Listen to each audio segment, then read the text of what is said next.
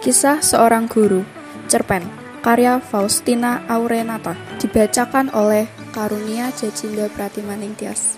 Kira Lembut Preasiano, Angela Joycelyn Cahyadi. Suara langkah tegap nan tegas terdengar di koridor sekolah. Saat sekolah bisa dibilang masih sepi, dia sudah datang dengan senyuman, tampak siap untuk mengajar. Semangat terpancar jelas dari kedua matanya. Dia Pak Supri, salah satu guru di sebuah SMP. Perawakannya yang tinggi dengan sorot mata tajam kerap membuat murid-murid menganggap dia tipe guru yang galak. Padahal kenyataannya tidak. Dia hanya orang yang tegas serta disiplin. Paling tidak suka dengan murid pemalas, nakal, dan suka melanggar aturan. Baginya, peraturan itu ada untuk ditaati demi kebaikan. Bisa dibilang, kedisiplinan adalah teman baik Pak Supri. Dia tidak suka menyepelekan hal kecil sekalipun. Pak Supri berdiri tegak di samping gerbang sekolah, menyambut murid-murid yang mulai datang. Ia menyapa semua murid dengan hangat tanpa terkecuali. Tak lupa, ia juga memastikan kerapian seragam para murid. Setelah bel masuk berbunyi, Pak Supri segera berjalan menuju ke kelas tempat ia mengajar hari ini. Suasana kelas yang ramai seketika langsung sunyi. "Selamat pagi," sapa Pak Supri penuh semangat. "Pagi, Pak," jawab beberapa murid dengan nada lemas. "Kok lemas? Ayo dong, semangat. Selamat pagi," ulangnya. "Selamat pagi, Pak," kor semua murid yang kini lebih semangat. "Nah, begitu dong. Bagaimana persiapan untuk acara pentas seni? Sudah beres atau belum ada rencana?" "Mau nyanyi tapi belum tahu nih, Pak. Buat iringannya," sahut Rere. "Juju bisa main gitar kan?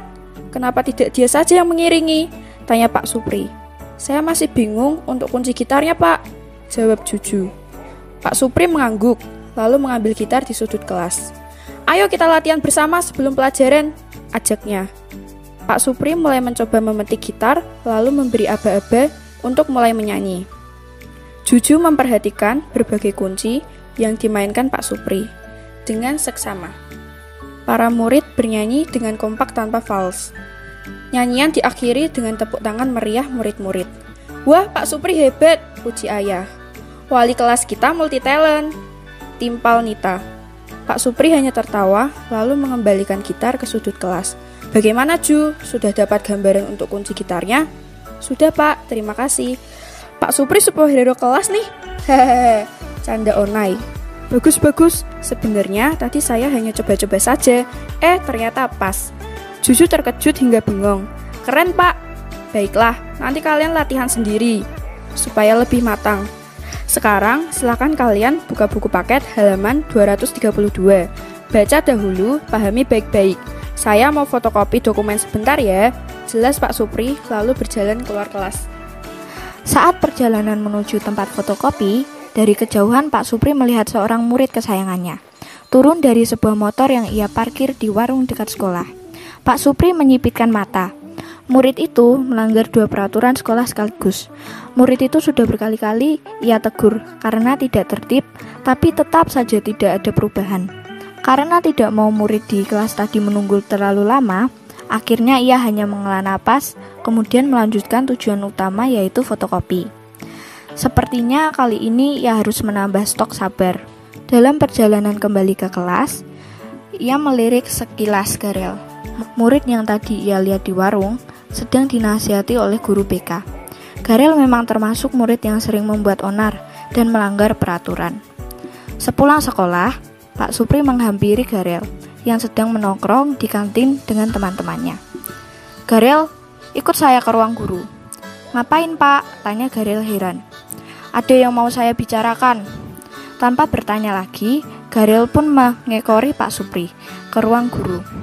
Kedua tangannya dimasukkan ke dalam saku celana. Dalam hati, ia bertanya-tanya, mengapa Pak Supri memanggilnya? Selang beberapa detik, mereka sampai di depan ruang guru. Mereka duduk berhadap-hadapan, dibatasi sebuah meja yang lumayan besar. "Berangkat ke sekolah naik apa?"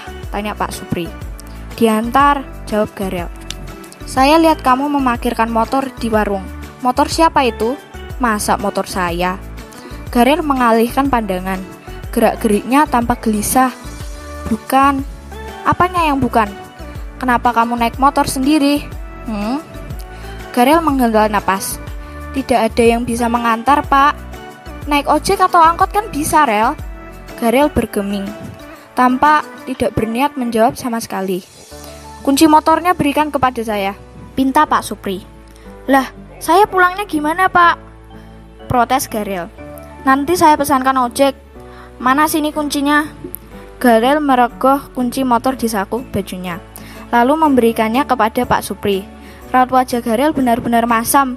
Bilang ke orang tuamu, besok ketemu dengan saya, biar mereka yang mengambil kunci motor ini. Biar mereka yang mengambil kunci motor ini, ujar Pak Supri dengan tegas. Ya, jawab Garel yang masih dengan raut wajah masam, bahkan tampak menahan amarah. Maksud saya itu baik, Rel. Saya tidak mau kamu terluka.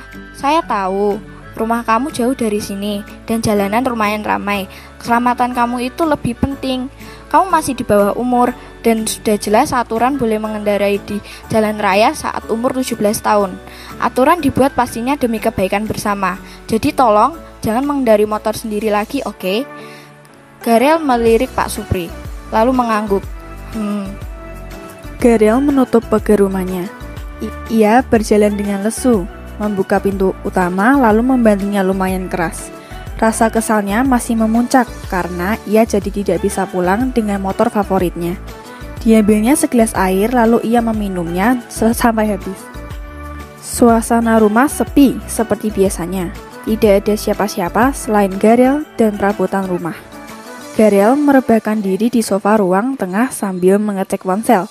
Hanya ada pesan basa-basi dari mamanya serta pesan dari grup bersama temannya. Garel mengusap wajah kasar lalu meletakkan ponselnya di meja. Papa aja ngebolehin kok, malah si guru yang heboh. Gerutu Garel kemudian menyalakan televisi di depannya.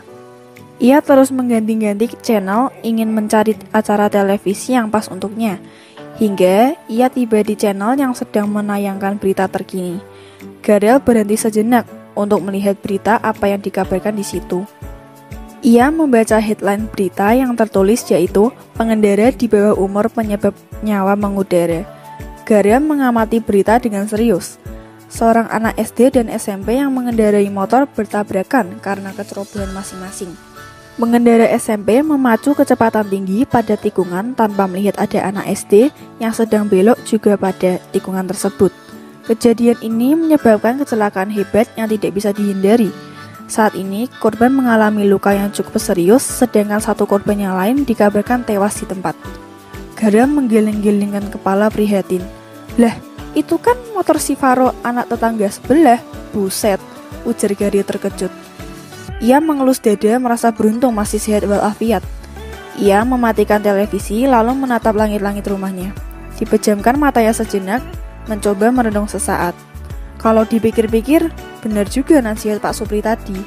Banyak sekali kecelakaan yang terjadi karena pengendara masih di bawah umur. Sepertinya Garel yang harus memberi pengertian yang benar kepada papanya. Terima kasih Pak Supri, Anda sudah menyelamatkan saya secara tidak langsung, batin Garel dalam hati. Dia Pak Supri, guru kebanggaan SMP di sebuah kota kecil. Guru yang selalu mengutamakan kedisiplinan, ketertiban, dan kebenaran. Guru dengan segudang ilmu dan talenta yang siap diajarkan kepada para murid. Guru baik yang selalu mengutamakan kewajibannya sebagai seorang guru. Guru hebat yang selalu siap di segala situasi. Rasa-rasanya tidak ada yang bisa menandingi ketegasan serta lawakannya yang lumayan menghibur di sela-sela rumitnya pelajaran yang harus dipahami.